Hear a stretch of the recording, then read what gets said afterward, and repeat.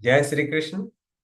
In today's session, we begin our study of chapter 6 of the Bhagavad Gita titled Dhyan Yoga. Dhyan meaning focused concentration or meditation refers to a state of deep mental focus. In a broader sense, it implies mindfulness, awareness, and attentiveness, giving total attention to some thought. Chapter 6 opens with Lord Krishna's teaching on the qualities that define a yogi. So let's first recite the verses 1 to 9. Then we will look into the meaning and significance of this.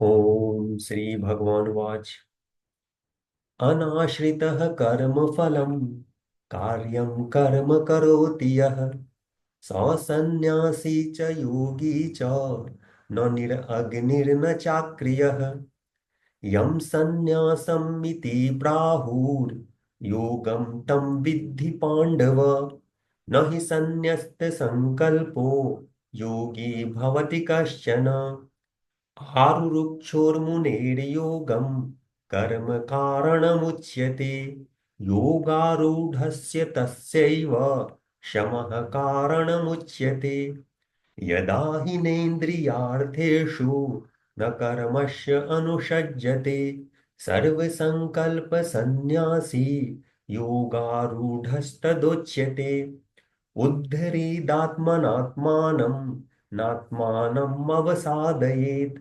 आत्मैविह्यात्मनो बन्धुर् आत्मैविरिपुरात्मनः बन्धुरात्मात्मनस्तस्य येनात्मैवात्मना जितः अनात्मनस्तु शत्रुत्वे वर्तेतात्मैव शत्रुवत् जितात्मनः प्रशान्तस्य परमात्मा समाहितः शीतोष्णसुखदुःखेषु तथा मानापमानयोः ज्ञानविज्ञानतृप्तात्मा कूटस्थो विजितेन्द्रियः युक्ति इत्युच्यते योगी समलोष्टाश्मकाञ्चनः सुहृन्मित्रार्युदासीन् मध्यस्थद्वेष्यबन्धुषु साधुष्वपि च पापेषु समबुद्धिर्विशिष्यते.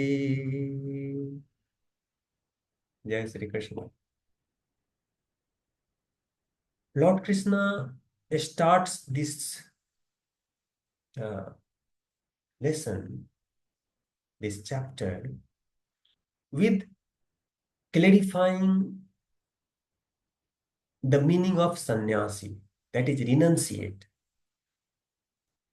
As per Veda, a sannyasi, a renunciate, is the one who has given up all his duties, who has given up all activities, who has stopped lighting fire, and thereby depends on alms for food.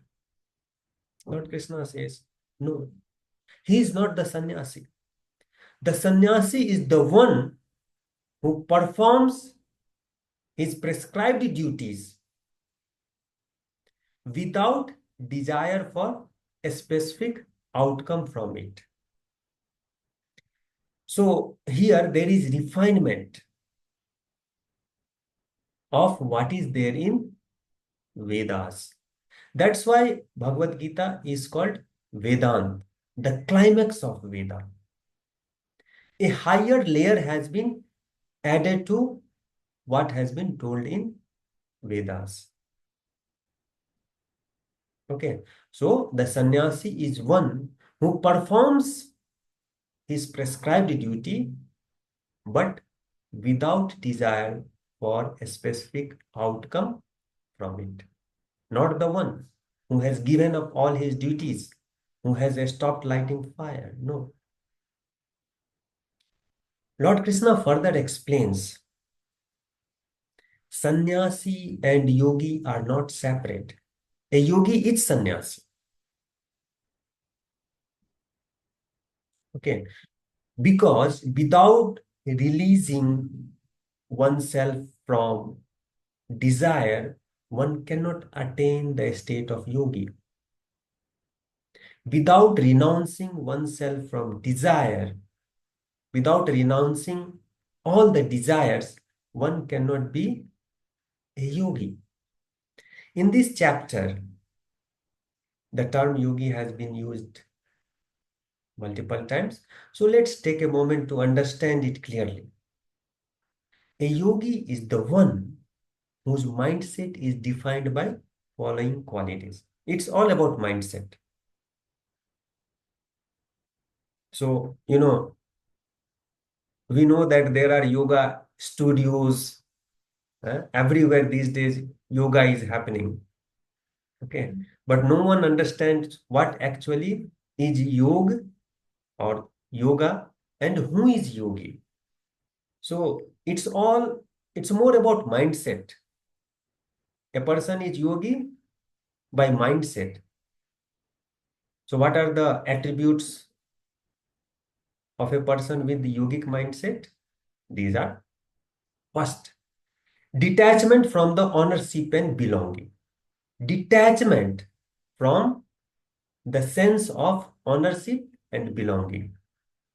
A yogi perceives all things as belonging to the Supreme, not to themselves. So nothing is mine. All these things belong to the Supreme. The second is service-oriented action. A yogi performs their duties as an offering to the Supreme rather than for personal gain. Here, offering to the Supreme means for the welfare of all living beings, for the good of nature. That is, offering to the Supreme. Then, equanimity in outcomes. A yogi accepts the results of their actions, good or bad, with grace. So, equanimity in outcomes. And then, freedom from envy and ambition. A yogi harbors no jealousy or personal aspiration, no personal aspiration, no jealousy for anything or for anyone. So, these are the attributes that a person with yogic mindset will have.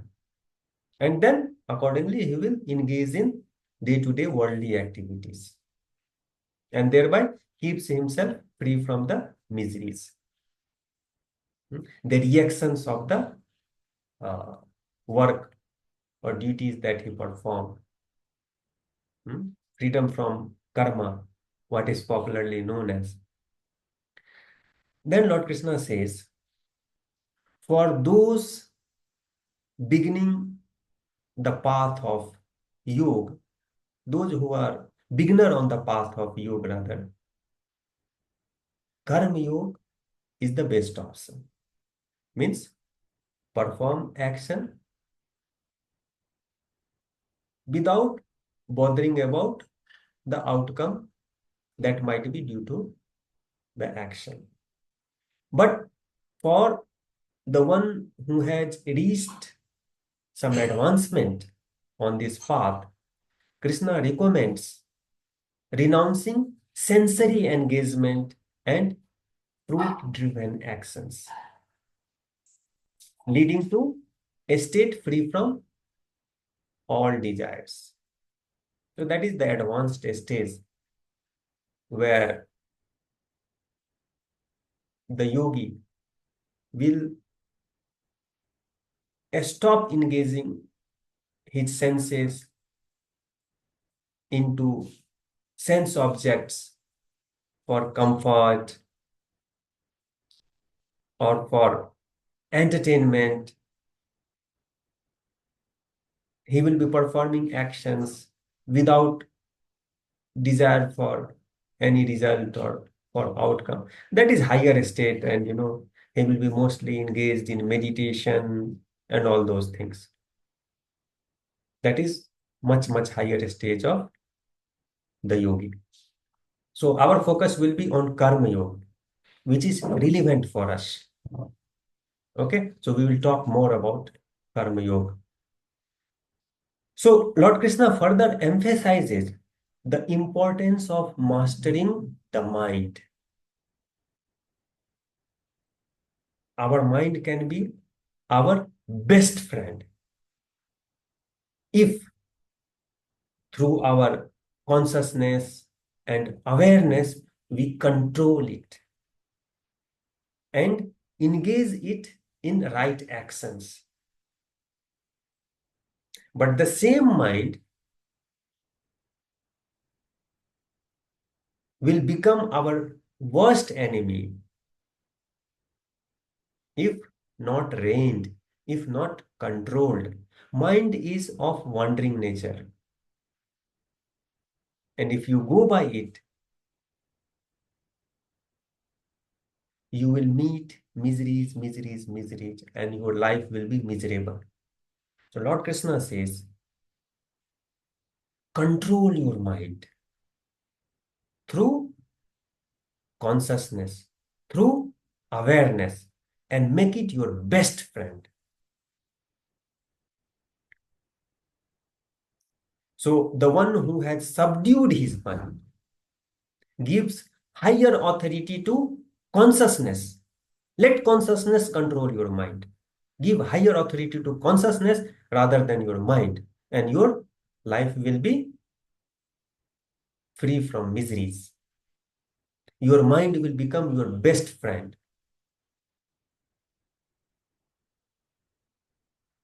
And when you reach a state where you become indifferent to honor and dishonor,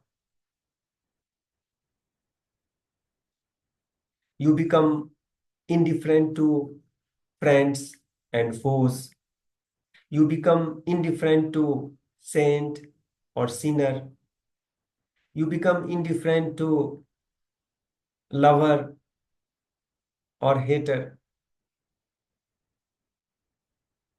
You reach a state, you reach a state of mind where it is free from any kind of irritation and it becomes quite peaceful, blessed.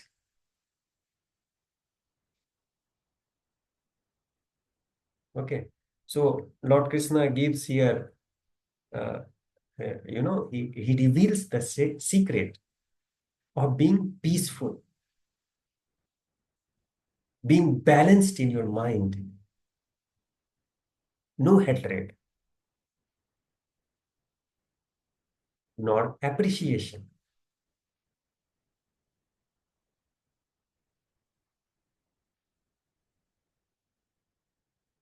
thereby staying peaceful and calm.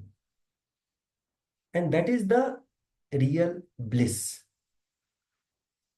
And then you start relishing the happiness, which for sure will not be due to material gains or material things around you. And when you reach this state of mind, a piece of gold and a stone will become the same for you.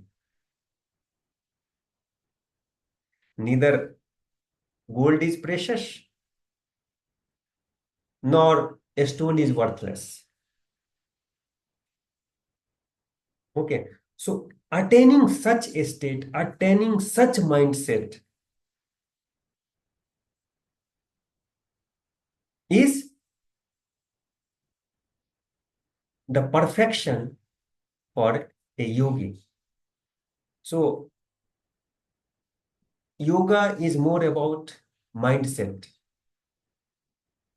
And a yogi will have this kind of mindset. The mindset will have the attributes that we just talked about. In the upcoming session, we will look into the teachings from Lord Krishna concerning meditation. Lord Krishna provides with some methods, to do meditation. Thereby, you will learn how to increase your attentiveness, how to increase your focus, how to control the wandering of your mind. So that will be the topic in our upcoming session. So keep watching. Thank you very much.